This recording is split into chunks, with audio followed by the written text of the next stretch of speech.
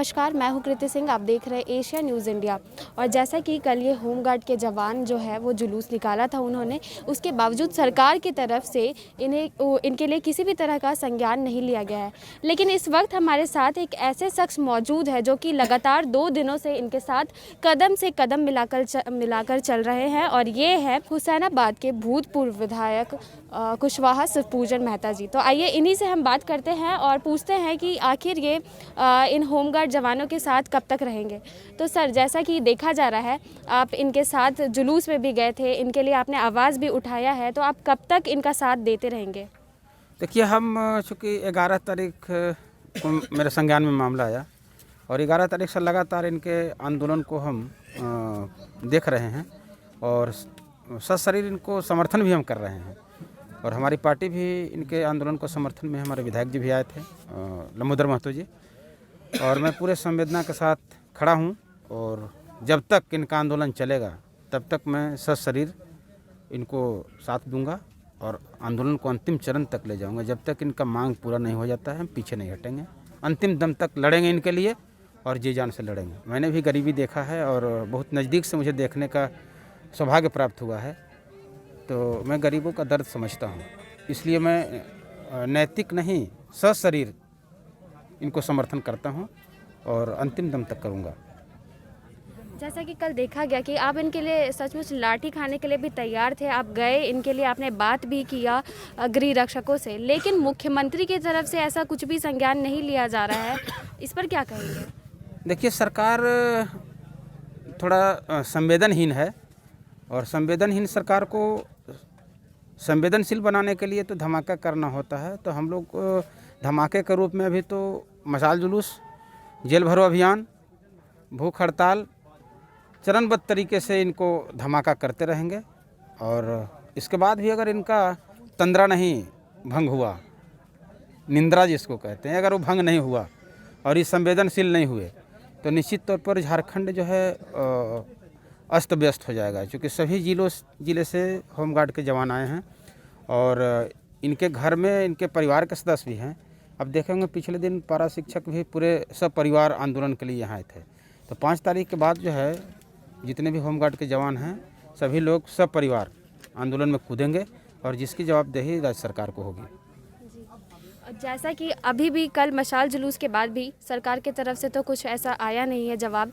अब आपका जो जेल भरो आंदोलन होगा, इसमें आपको क्या लगता है कि इससे भी सरकार के कान में जू रहेंगे क्या? देखिए, सरकार के संज्ञान में तो मामला चला गया है। सरकार अगर इस पर संवेदनशील होकर के और इनके जो मांग है उस पर अगर विचार नहीं करती है तो निश्चित तौर पर यहाँ जो संघर्ष है फिर कंट्रोल से बाहर होगा। वो संघर्ष थमने का नाम नहीं लेगा। आज 26 दिन हो गया, 26 दिन से जो आंदोलनरत है, अपने घर परिवार को छोड़ करके होली भी घर में नहीं मनाए, लोगों के अंदर कितना वेदना होगा सहज ही अनुमान लगाया जा सकता है। इसलिए सरकार को संवेदनहीनता को त्याग करके संवेदनशील होकर के सोचना चाहिए और इनके जायज़ मांग है, इस मांग को पूरा करना चाहिए। और उन्होंने वादा भी किया है, अपने वादा खिलाफी के चलते इस सरकार का काफ़ी निंदा होगा। और वैसे तो देखें कि झारखंड में जितने भी अनुबंध कर्मी हैं, पारा टीचर हैं, सहिया हैं, रसोइया हैं, ये तमाम लोग धीरे धीरे आंदोलित हो रहे हैं। तो इनको अपने जो चुनावी वादा है, चुनावी घोषणा पत्र है, उस पर इनको ध्यान देना चाहिए। जैसा कि आपने कहा कि 5 तारीख आपका अंतिम दिन होगा, तो ऐसा क्या हो गया है जो सरकार आपको बाध्य कर दी है इस डिसीजन पर आने के लिए? जैसा कि आप सभी मीडिया को लोगों को पता है कि हमारे होमगार्ड जवान को, जैसे अंग्रेज के शासनकाल में भारत के नागरिकों को शोषण और प्रताड़ित किया जाता था, उस तरह आज़ाद भारत में होमगार्ड जवानों को शोषण और प्रताड़ना झेलनी पड़ती है। क्योंकि होमगार्ड जवानों को नियमित रूप से ड्यूटी नहीं मिल पाती है। 18,000 से ज़्यादा हमारा होमगार्ड जवान है, मात्र 9,000 को ड्यूटी मिलती है, जिसके कारण हमारे पदाधिकारी बहुत तरह से शोषण करते हैं। होमगार्ड जवानों को ड्यूटी देने के एवज में रिश्वत लिया जाता है। होमगार्ड के जो महिला जवान रहती हैं उनको तो सबसे ज़्यादा प्रताड़ित किया जाता है। उनको तरह तरह के घरेलू कार्य करने के लिए कहा जाता है और भी बहुत कुछ है जो कि हम मीडिया में नहीं बताना चाह रहे हैं। हमारी महिला के साथ कहीं कहीं पर गलत भी हुआ है और जो कि महिला मुझे बताई और रोती थी। एक मेजर थे उनके घर में इस तरह का हुआ था, लेकिन वो लाज शर्म के कारण वो आगे बात को हम लोग नहीं बढ़ाए, क्योंकि महिला का इज्जत बहुत बड़ा इज्जत होता है। लेकिन उनको हम लोगों ने चेतावनी उस समय दिया था। तो ये हमेशा देखने में मिल रहा है। तो मेरा कहना है कि हम लोग जब पिछली बार जब हम लोग धरना प्रदर्शन कर रहे थे अपनी मांगों को लेकर, तो मुख्यमंत्री जी आते थे हमारे पास में और बड़ी बड़ी बातें करते थे उस समय कि नहीं, ये रघुवर दास जी की सरकार बहुत तानाशाही की सरकार है, अत्याचारी सरकार है, हम मेरी सरकार बनाइए, आपको हम लोग सब कुछ देंगे। और हम लोगों ने भरपूर सहयोग भी किया था, इसमें कोई दो मत नहीं है कि हम लोग सहयोग नहीं किया। हम लोगों ने भरपूर सहयोग किया, हर जगह हम लोगों ने प्रचार प्रसार किया। और हम लोगों ने जो संविदा समाज हुआ था सोहराई भवन में, उसमें हम लोगों ने उनको वचन भी दिया था और पूरी उनको पता भी है, जिसके कारण मेरे ऊपर और हमारे संगठन के अध्यक्ष के ऊपर केस भी हुआ था प्रचार प्रसार करने के कारण, आचार संहिता का उल्लंघन कर रहे हैं, क्योंकि हम लोग उसमें जेएमएम का प्रचार कर रहे थे। क्योंकि हम लोग से वादा किया गया था कि हमारी सरकार बनेगी तो आपका काम करेंगे हम लोग। तो हर कोई स्वार्थ में रहता है, अपना देखता है कि चलो भाई कोई ये सरकार नहीं की है, रघुवर दास जी की सरकार नहीं की, ये करेंगे। तो इस कारण से हम लोग जो है कि इनका सरकार बना दिए, सरकार तो बना दिए। और उन्होंने एक चुनाव के दौरान एक नारा लगाया था, बदलो सरकार पाओ अधिकार। नारा तो बहुत सुंदर उन्होंने लगाया। तो सरकार तो हम लोगों ने बदल दिया, लेकिन अधिकार उनके द्वारा कहाँ दिया गया, कहाँ अधिकार दिया जा रहा है? केवल कोरोना का बहाना बनाया जा रहा है। क्रिकेट खेलने के लिए मुख्यमंत्री जी के पास पैसा कहाँ से आ गया? वो तो सरकार का पैसा लगा ना। जब आपके पास फंड नहीं है, पैसा आप कहते हैं मेरे पास नहीं है, तो फिर ये इस तरह से क्रिकेट खेल के पैसा का बर्बादी करने से क्या फ़ायदा था? तो इस तरह का बहाना नहीं बनाए। हम लोग पास में है जो जिसको सरकार अगर पालन करे तो सरकार पर किसी भी तरह का आर्थिक बोझ भी नहीं पड़ेगा और हम लोग की मांग भी पूरी हो जाएगी। पहले सरकार स्टेप तो बढ़ाए।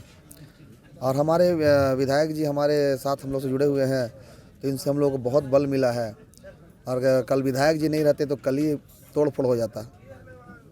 ये सर थे कि हम लोग बहुत कल संयम में रह गए, नहीं तो जिस तरह से हम लोग को यहाँ पे प्रताड़ित किया जा रहा है, कभी पानी बंद कर दिया जा रहा है, तो कभी क्या किया जा रहा है, यही बात है, क्या और से ज़्यादा कुछ नहीं। निकाला उसके बाद जो है गृह रक्षकों ने आपको भेज दिया आश्वासन देकर, तो क्या आश्वासन दी गई सरकार की तरफ से?